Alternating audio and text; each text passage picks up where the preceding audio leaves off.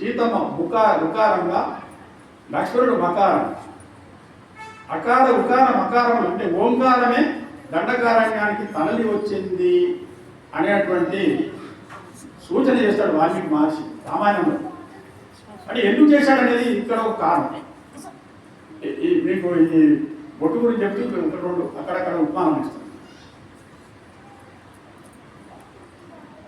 హిమాలయ పర్వతం మీద పరమేశ్వరుడు తపస్సు చేస్తున్నాడు. తపస్సు చేస్తూ ఏం చేస్తున్నాడు ఆయన? రామ్ రామ్ రామ్ రామ్ ఇట్లా రామ్ రామ్ అనేటువంటి అద్భుతమైనటువంటి మంత్రం అది. ఆద్యోరాంత పదార్థస్య మకారస్తం పదార్థవాన్ దైవ సంయోజన విద్యార్థి తత్వవిధో విధు అంటుంది రామకావ్యంలో కొంచెం. రా అనేది తత్, మా అనేది త్వం. అంటే ఈ ప్రపంచము పరమాత్మ, తత్వం.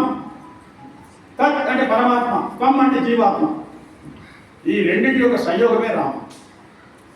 మరి ఈ రామ శబ్దం ఎట్లా వచ్చింది?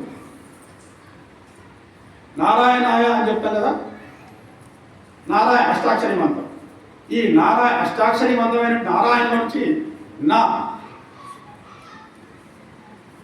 అర్థమైందా? అష్టాక్షరి నుంచి నా తర్వాత ఈ మాయలో వచ్చింది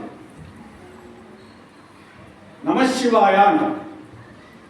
నమశివ మా, ఈ మా రా, ఈ రెండింటిని కలిపితే రామ. అంటే రామ అనే శబ్దాన్ని కనుక మనం ఒకసారి చెప్తే శివుణ్ణి నారాయణుని ఇద్దరిని కూడా ఏకకాలంలో పూజించడం వల్ల అవుతాం. ఆ రకంగా రామ శబ్దంతో ఆ మొత్తం కైలాసం అంతా కూడా అద్భుతమైనటువంటి వాతావరణంలో తేలియాడుతున్నట. అప్పుడు గౌరమ్మకు డౌట్ వచ్చి తన దగ్గరికి వెళ్తుంది. అప్పుడే ఆయన స్వామి తపస్సు విరమిస్తాడు. స్వామి, ఈ ప్రపంచమంతా మిమ్మల్ని దేవుడుగా, పరాత్పరుడిగా, పరమేశ్వరునిగా పూజిస్తాం కదా, మరి మీరెవరిని పూజిస్తున్నారు? దేవి, నేను రాముని పూజిస్తున్నాను. రాముడు ఆయన పరాత్పరుడు. ఎక్కడున్నాడు ఆయన? చూస్తావా? ఇవో చూడని చూపిస్తాడు. దండకారణ్యంలో వెళ్తున్నాడు ప్రభు. ఏ రకంగా వెళ్తున్నాడు? సీత సీత అప్పటికే రావడం ఎట్టినాడు.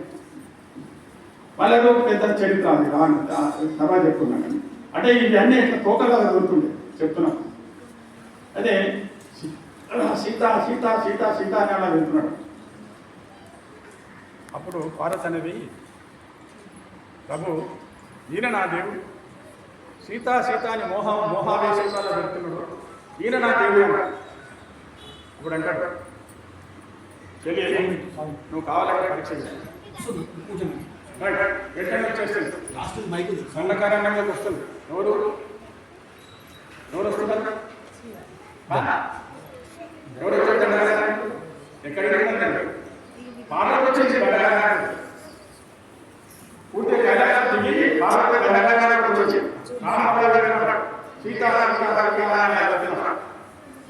అలా వెళ్తా ఆ చాలకుండా ఒక చెట్టు చాటాలి. ఇలా సీతాకాలి ఎక్కడంటే ఆ చెట్టు చాటా వచ్చి ఒక్కసారి అన్నించి రామ ఎలా రాయించింది? ఈ దగ్గర